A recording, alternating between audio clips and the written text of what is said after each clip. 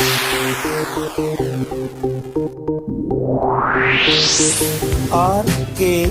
स्वागत है दोस्तों आपका एक बार फिर से हमारे YouTube चैनल RKB कैंफी वीडियोस में।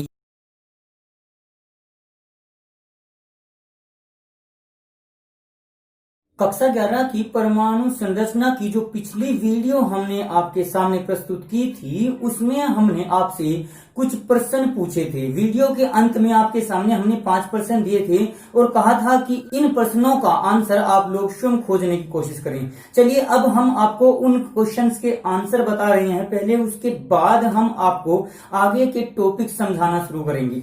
तो सबसे पहला जो क्वेश्चन आपका था उसमें कहा गया था कि ऐसा कौन सा तत्व है जिसमें न्यूट्रॉन नहीं पाए जाते। वैसे तो जब हमने आपको परिभाषा बताई थी तब ये कहा था कि इलेक्ट्रॉन, प्रोटॉन और न्यूट्रॉन तीनों के तीनों किसी भी परमाणु के अनिवार्य घटक होते हैं, लेकिन हाइड्रोजन एक ऐसा परमाणु होता है जिसमें केवल इलेक्ट्रॉन और केवल प्रोटॉन पाए जाते हैं, इसमें न्यूट्रॉन नहीं पाए जाते। इसके अंदर एक इलेक्ट्रॉन होता है, एक ही प्रोटॉन होता है और 0 इसके अंदर न्यूट्रॉन होते हैं। तो ऐसा केवल और अकेला तत्व हाइड्रोजन ही है जिसमें कोई भी न्यूट्रॉन नहीं पाया जाता। दूसरा क्वेश्चन हमने आपसे पूछा था कि न्यूट्रॉन के लिए E/m का मान कितना होगा। जैसे सबसे पहले अगर हम लेकर चलें इलेक्ट्रॉन के लिए हमने वैल्यू निकाली थी। इलेक्ट्रॉन के लिए हम इलेक्ट्रॉन का आवेश अपॉन इलेक्ट्रॉन का द्रव्यमान यानी 1.6 गुना 10 की घात -19 कूलाम को अगर भाग दे दे 9.1 गुना 10 की घात -22 ग्राम से, तो इस प्रकार से जब हम इसकी वैल्यू निकालते थे तो ये आ रहा था आपका 1.76 गुना 10 की घात 8 कूलाम प्रति ग्राम के बराबर आ रहा था। लेकिन जब हम प्रोटॉन के लिए निकाल रहे थे तो प्रोटॉन के लिए इस वैल्यू का मान E/m का मान आपका आया था 9.57 गुना 10 की घात 4 के बराबर आया था, जो कि अधिकतम होता है। इसी प्रकार से फिर अगर हम न्यूट्रॉन के लिए लेकर देखें तो न्यूट्रॉन के लिए हम लेकर चलेंगे न्यूट्रॉन का आवेश अपॉन न्यूट्रॉन का द्रव्यमान। तो इसके लिए अगर वैल्यू का मान रखें तो न्यूट्रॉन विद्युत उदासीन कण होता है, इस पर किसी प्रकार का आवेश नहीं होता, तो ये हो जाएगा 0/m। अब 0 को हम किसी भी वैल्यू से भाग दे दें तो उसकी वैल्यू सदैव 0 ही आती है। तो कहा जा सकता है कि न्यूट्रॉन के लिए E/m का मान सदैव 0 होता है, 0 होता है, क्योंकि न्यूट्रॉन एक विद्युत उदासीन कण है। फिर एक क्वेश्चन पूछा गया था कि न्यूट्रॉन विद्युत और चुंबकीय क्षेत्र में किस ओर विक्षेपित होगा। तो चलिए हम यहाँ पर तीनों कणों के बारे में बता देते हैं। इलेक्ट्रॉन पर ऋणावेश होता है, तो जो इलेक्ट्रॉन बीम है जब उसको हम विद्युत क्षेत्र में रखते हैं तो वो मुड़ जाती है पॉजिटिव की ओर। अगर विद्युत क्षेत्र में रखते हैं तो मुड़ जाएगी पॉजिटिव की ओर। अगर मैग्नेटिक फील्ड में चुंबकीय क्षेत्र में रखते हैं तो मुड़ जाएगी साउथ पोल की, दक्षिणी ध्रुव की ओर। इसी प्रकार जो प्रोटॉन बीम है, जो धनावेशित कण होते हैं, उनके लिए ये विपरीत हो जाएगा, यानी नेगेटिव और नॉर्थ पोल की ओर मुड़ जाते हैं। लेकिन न्यूट्रॉन विद्युत उदासीन कण होता है, इस पर किसी प्रकार का आवेश नहीं होता, तो ये सदैव सीधा निकल जाता है। ना तो इस पर विद्युत क्षेत्र का प्रभाव पड़ता और ना ही उस पर आपका चुंबकीय क्षेत्र का प्रभाव पड़ता है। तो सीधे रूप में कह सकते हैं कि न्यूट्रॉन किरणों पर किसी प्रकार के क्षेत्र का कोई प्रभाव नहीं पड़ता। इसके पश्चात आपसे फिर एक क्वेश्चन पूछा गया था कि एल्फा कण किसे कहते हैं, क्या होता है एल्फा कण। तो एल्फा कण को हमने लिखा था 2He4 पिछली वीडियो में। एक्चुअल में हीलियम परमाणु होता है जिसमें 2 प्रोटॉन होते हैं, 2 इलेक्ट्रॉन और 2 ही न्यूट्रॉन। लेकिन अगर हीलियम परमाणु में से, हीलियम का जो परमाणु होता है उसमें से अगर हम दोनों इलेक्ट्रॉन को निकाल दें तो आपका केवल हीलियम के अंदर प्रोटॉन और न्यूट्रॉन बच जाते हैं, जिसको हीलियम नाभिक कहा जाता है। हीलियम नाभिक, इसे ही एल्फा कण भी कहा जाता है। और हीलियम नाभिक पर प्लस का 2 इकाई आवेश होता है, इस पर 2 पॉजिटिव चार्ज होता है, क्योंकि उसके अंदर 2 प्रोटॉन उपस्थित होते हैं। एक्चुअल में जो ये अल्फा कण है, इसके साथ साथ 2 प्रकार के कण और होते हैं, अल्फा, बीटा और गामा। ये 3 प्रकार के कण होते हैं। इनकी खोज जो हुई थी वो रेडियो एक्टिवता नामक गुण के द्वारा हुई थी, रेडियो एक्टिवता। तो चलिए थोड़ा सा हम इसके बारे में आपको बता देते हैं, रेडियो एक्टिविटी के बारे में।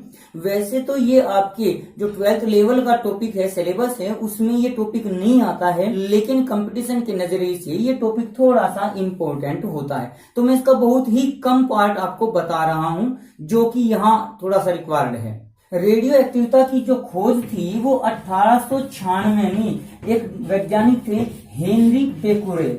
उन्होंने इस रेडियो एक्टिविता की खोज की थी। इसकी खोजकर्ता सीधे रूप में हम हेनरी बेकुरेल को कह सकते हैं। अब हेनरी बेकुरेल ने क्या देखा कि कुछ पदार्थ ऐसे होते हैं जो अपने आप ही कुछ विशेष प्रकार की किरणें निकालते रहते हैं। ये किरणें अक्सर फोटोग्राफिक प्लेट को प्रभावित कर देती हैं, क्योंकि इनके द्वारा चमक उत्पन्न होती है। आप लोगों ने अक्सर देखा होगा बिल्ली की आंखें रात को चमकती हैं, या कुछ घड़ियों की सुइयां रात को चमकने लगती हैं। उनमें अक्सर एक पदार्थ होता है जिसे रेडियम कहा जाता है। ये रेडियम ही एक रेडियो एक्टिव पदार्थ होता है। तो वे पदार्थ जो अपने अंदर से विशेष प्रकार की किरणें निकालते हैं, उन्हें रेडियो एक्टिव पदार्थ कहा जाता है। निकलने वाली किरणों को रेडियो एक्टिव किरणें कहा जाता है। और उसके पश्चात जो पदार्थों का गुण है, पदार्थों का ये किरणें निकालने का गुण, उस गुण को रेडियो एक्टिविता कहा जाता है। इसकी खोज 1896 में हेनरी बेकुरेल नामक वैज्ञानिक ने की थी। और आप लोगों ने एक नाम सुना भी होगा बहुत ज्यादा, मैडम क्यूरी। मैडम क्यूरी ने इस रेडियम की खोज की थी और रेडियो एक्टिविता के बारे में ही सबसे ज्यादा जो विस्तार पूर्वक अध्ययन किया था, इसके बारे में जो ज्ञान प्रदान किया था लोगों को, वो मैडम क्यूरी ने ही किया था। तो इस मैडम क्यूरी को हम इस रेडियो एक्टिविता के क्षेत्र से ही जानते हैं। तो यहाँ पर जो ये पदार्थ होता है, ये 3 प्रकार की किरणें निकालता है जब उसको वैद्युत क्षेत्र में रखा जाता है। एक तो होता है सबसे पहला अल्फा किरणें, दूसरा होता है इस प्रकार से ले सकते हैं बीटा किरणें, और तीसरी किरणें जो सीधी निकल जाती हैं, विद्युत क्षेत्र का उन पर कोई प्रभाव नहीं पड़ता, वे कहलाती हैं गामा किरणें। ये चिन्ह होता है आपका अल्फा, ये चिन्ह होता है आपका बीटा, और इस प्रकार का ये चिन्ह होता है आपका गामा। तो ये 3 प्रकार की किरणें रेडियो एक्टिव पदार्थों से निकलती हैं। तो अल्फा, इसको 2He4 भी कह दिया जाता है। बीटा को -1 बीटा 0 कहा जाता है, और गामा को 0 गामा 0 कहा जाता है। जिस प्रकार से हमने आपको पिछली वीडियो में बताया था कि इलेक्ट्रॉन होता है -1E0, प्रोटॉन होता है 1H1 और न्यूट्रॉन होता है 0N1। तो ये 3 प्रकार की किरणें थी, 3 प्रकार के कण थे। इन्हीं के आधार पर यहाँ पर हमें 3 प्रकार की किरणें लिख रहे हैं। ये जो नीचे 2 लिखा हुआ है, ये अल्फा कण का क्रमांक होता है। ऊपर लिखा हुआ इनका भार होता है। जैसे यहाँ -1 बीटा 0, -1E0, तो ये भी इलेक्ट्रॉन ही होते हैं। लेकिन ये जो किरणें होती हैं, रेडियो एक्टिव किरणें, ये परमाणु के नाभिक से निकलती हैं। परमाणु के नाभिक से इन तीनों कणों का जो निर्माण होता है परमाणु के नाभिक के अंदर होता है। वहां से ये कण निकलकर चलते हैं। वो किस प्रकार से होते हैं उसका भी थोड़ा सा यहाँ मैं आपको जानकारी दे रहा हूँ, क्योंकि इलेक्ट्रॉन कहाँ पाए जाते हैं वो हम परमाणु मॉडल में पढ़ेंगे, जो कि अगले टॉपिक में हम आपको लेकर चलेंगे। तो इनके बारे में देख लीजिए। आप अभी आगे पढ़ेंगे परमाणु मॉडल में कि परमाणु के अंदर इलेक्ट्रॉन जो पाए जाते हैं वो परमाणु के नाभिक के बाहर उपस्थित होते हैं, और प्रोटॉन और न्यूट्रॉन परमाणु के अंदर नाभिक में पाए जाते हैं। तो जो परमाणु के अंदर नाभिक में न्यूट्रॉन और प्रोटॉन पाए जाते हैं, उन्हें बांधने के लिए भी एक बल आवश्यक होता है, जिसे नाभिकीय बल कहते हैं। विस्तार पूर्वक व्याख्या आगे आती रहेगी, यहाँ मैं बहुत ही कम बता रहा हूँ आपको। तो जो न्यूट्रॉन है उसका निर्माण किस प्रकार से होता है? न्यूट्रॉन का निर्माण 1H1 यानी एक प्रोटॉन से और -1E0 यानी एक इलेक्ट्रॉन से मिलकर होता है।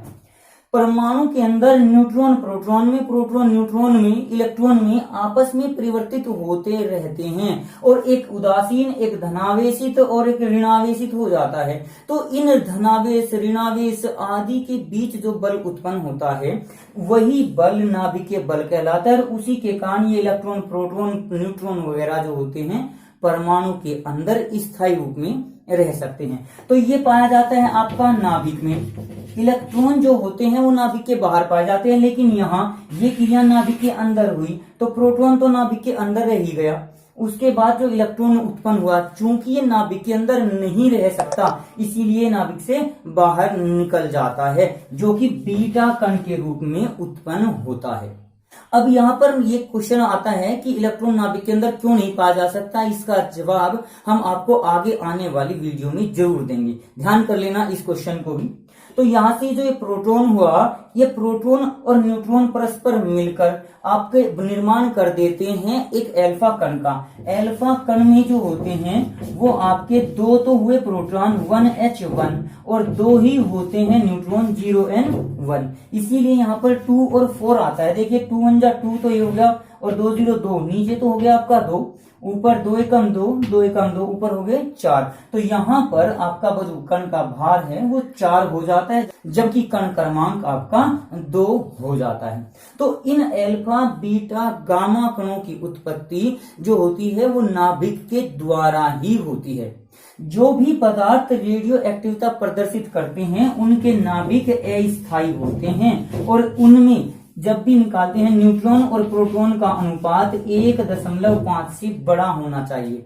अगर ऐसा अनुपात किन्हीं तत्वों में है तो वो नाभिक अस्थायी होगा और वही इन अल्फा, बीटा, गामा किरणों को निकालेगा। रेडियो एक्टिविटी में कोई तत्व जो होता है जब इन इलेक्ट्रॉन, प्रोटॉन, न्यूट्रॉन आदि को यानी अल्फा, बीटा, गामा कणों को जब निकालता है तो वो एक तत्व दूसरे तत्व में परिवर्तित हो जाता है। अब जो उनका परिवर्तन है उसके लिए एक नियम दिया गया था, सोडी, फजान और रसेल का नियम।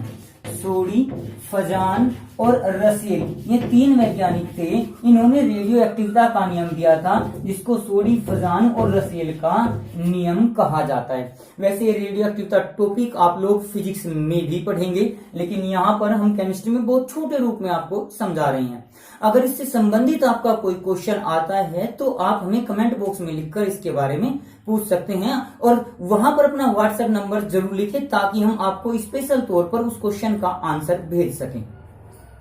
तो यहाँ सोडी, फजान और रसेल ने क्या कहा था कि जब भी किसी तत्व से कोई अल्फा कण निकल जाता है तो उसका परमाणु क्रमांक यहाँ नीचे लिखा जाता है, परमाणु क्रमांक आगे पढ़ाएंगे, और यहाँ होता है परमाणु भार। तो परमाणु क्रमांक में 2 इकाई की कमी आ जाती है, जबकि उस तत्व के परमाणु भार में 4 इकाई की कमी आ जाती है, जो नया तत्व बनता है। इसी प्रकार से अगर बीटा कण कोई निकलता है तो बीटा कण निकलने पर उसके परमाणु क्रमांक में 1 इकाई की वृद्धि हो जाती है, जबकि तत्व के परमाणु भार पर कोई परिवर्तन नहीं होता, वो सेम टू सेम A का A ही रह जाता है। इसी प्रकार से अगर गामा कण निकलता है तो गामा कण निकलने पर तत्व के परमाणु क्रमांक और परमाणु भार में कोई परिवर्तन नहीं होता। ये आपका रेडियो एक्टिविटी से संबंधित हमने बहुत छोटे से रूप में आपको यहाँ पर बताया।